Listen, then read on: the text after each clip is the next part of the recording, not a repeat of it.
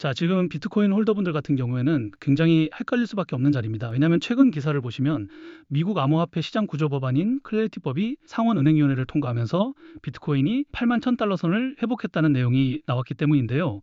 이 법안은 그동안 가상자산 시장을 계속 눌러왔던 규제 불확실성을 줄여줄 수 있는 내용이기 때문에 시장에서는 단순한 호재가 아니라 제도권 자금이 다시 들어올 수 있는 명분으로 받아들이고 있다는 겁니다. 자, 그런데 문제는 뭐냐? 이렇게 좋은 뉴스가 나오고 있는데도 차트를 보면 비트코인 가격이 시원하게 위로 터지지 못하고 오히려 다시 눌리고 있다는 겁니다. 지금 비트코인은 1억 1,400만 원대에서 움직이고 있는데 아직 볼린저 밴드 중심선을 강하게 회복해서 위로 시세를 열었다고 보기에는 애매한 자리라는 거죠. 실제로 차트를 보시면 현재 가격은 1억 1,450만 원 부근이고 볼린저 밴드 중심선은 1억 1,750만 원대 부근에 있습니다. 즉 중심선 아래에서 계속 눌리고 있다는 거죠. 여기서 중심선을 다시 회복하고 1억 2,100만 원대 상단 밴드까지 뚫어주느냐, 아니면 하단 밴드가 있는 1억 1,300만 원대 부근을 지키지 못하고 1억 1,000만 원대 초반까지 다시 밀리느냐가 굉장히 중요한 자리라는 겁니다. RSI도 44선 부근까지 내려오면서 단기적으로 매수세가 강하게 붙었다고 보기는 어렵습니다. 하지만 반대로 말하면 과열 부담은 어느 정도 식어 있는 자리이기 때문에 여기서 거래량이 다시 붙고 중심선을 회복해주면 한 번 더 위로 시세를 열 수 있는 구간이기도 하다는 거죠. 자, 그렇다면 여기서 많은 분들이 궁금하실 겁니다. 아니, 클래리티법 통과로 규제 완화 기대감이 생겼고 비트코인도 다시 회복 흐름이 나왔다는데 왜 가격은 이렇게 답답하게 눌리느냐는 겁니다. 그 이유가 있습니다. 바로 기관들이 비트코인을 DAT 구조로 매수 매집하고 있기 때문인데요. DAT에 대해서 간단하게 설명해 드리면 디지털 에셋 트레저리, 즉 기업이 비트코인 같은 디지털 자산을 회사의 자금, 국고처럼 보유하는 구조를 말합니다. 쉽게 말하면 스트래티지 같은 기업들이 자기 회사의 재무 전략 안에 비트코인을 넣고 가는 구조라는 거죠. 자, 시장이 좋을 때는 이런 DAT 기업들의 비트코인 매수 소식이 강한 상승 재료가 됩니다. 실제로 비트코인이 큰 반등을 만들 때마다 기관 자금 유입과 기업들의 매수 매집 흐름이 같이 붙으면서 큰 상승이 나와줬습니다. 자, 그런데 문제가 있죠. 바로 기관들이 비트코인을 항상 자기 돈 현금으로만 매수하는 게 아니라는 겁니다. 기업의 주가를 대가로 부채를 일으키고 추가 발행을 하면서 무리하게 레버리지까지 써가면서 비트코인을 매수 매집해왔다는 건데요. 이렇게 되면 시장이 좋을 때는 가격 상승을 더 강하게 만들 수 있지만 반대로 시장이 흔들릴 때는 리스크도 같이 커질 수밖에 없습니다. 즉 이번처럼 중동 전쟁 리스크로 코인의 가격이 떨어졌을 때는 담보 가치가 낮아지고 대출 기관에서는 어쩔 수 없이 추가 담보를 요구하게 되는 상황이 올 수밖에 없다는 겁니다. 결국 기업 입장에서도 재무상의 문제 때문에 가지고 있던 비트코인을 매도할 수밖에 없다는 거죠. 자, 그 결과 비트코인 가격이 또 한 번 더 눌리고 가격이 눌리니까 기업의 자산 가치와 투자 심리가 흔들리고 또다시 덤프 물량이 나오는 연쇄 청산, 연쇄 파산의 구조가 만들어지고 있었다는 거죠. 즉 이번 하락은 단순히 개인 투자자들이 겁을 먹고 패닉셀이 나와서 나온 하락이라기보다는 기관과 고래들의 구조적인 DAT 포지션 문제, 그리고 시장 리스크 회피를 위한 덤프 물량이 같이 겹치면서 나와준 하락이라고 보셔야 한다는 거예요.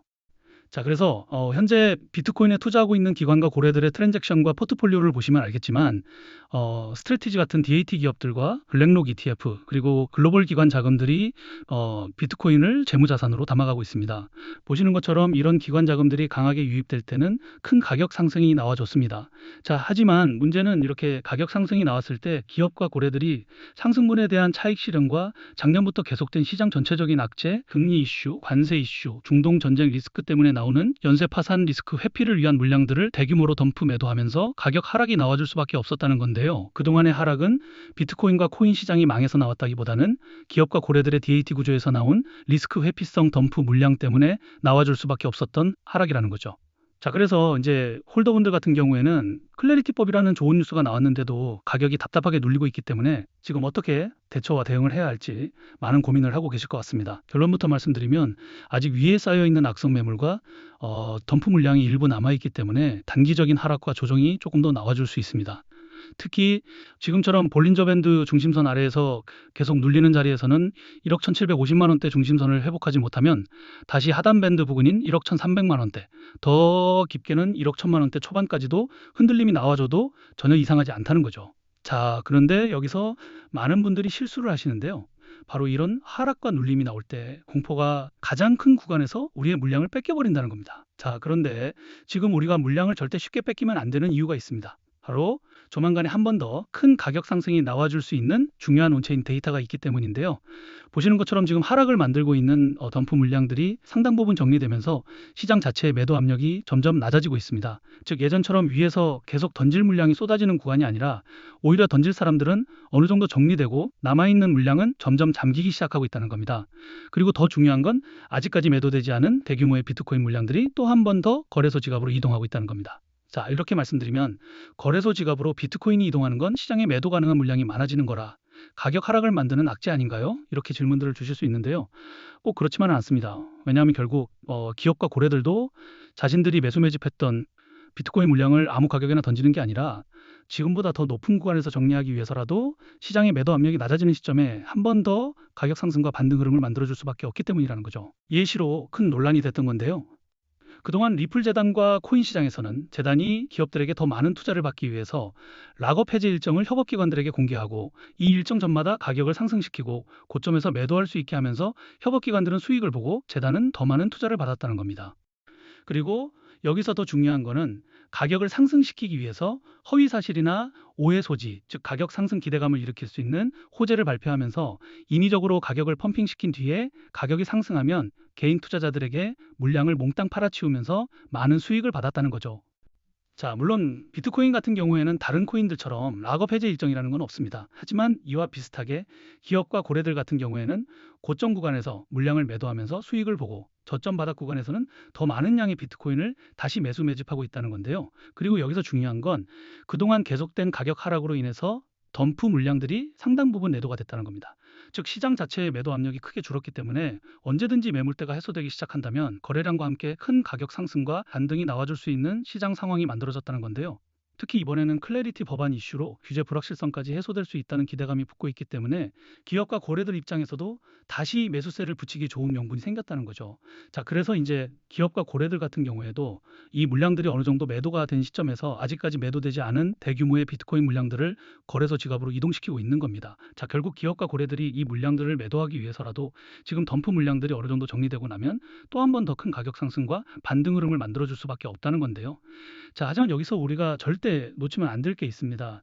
지금 바닥 구간에서 물량을 뺏기면 안 되는 것도 중요하지만 더 중요한 건 반등이 나올 때 어디서 정리해야 하는지도 같이 알아야 한다는 겁니다. 왜냐하면 이런 가격 상승은 천천히 길게 기다려주는 게 아니라 정말 순식간에 시세를 열어버리고 그 구간을 놓치면 대부분의 개인 투자자들은 뒤늦게 따라붙었다가 가장 비싼 자리에서 물량을 받게 되기 때문입니다. 그래서 욕심 때문에 매도 타이밍을 놓쳐버리면 또 한 번 더 기업과 고래들의 덤프 물량과 함께 큰 가격 하락의 손해를 볼 수밖에 없다는 거죠. 자, 그동안 이런 정보를 모르셨던 분들은 올라갈 때 매수하고 떨어질 때 매도하면서 손해를 볼 수밖에 없던 구조였습니다. 그래서 제가 코인 투자를 초기부터 진행하면서 비트코인을 보유하고 있는 기업들과 고래 지갑들의 트랜잭션 흐름을 계속 체크해 왔는데요.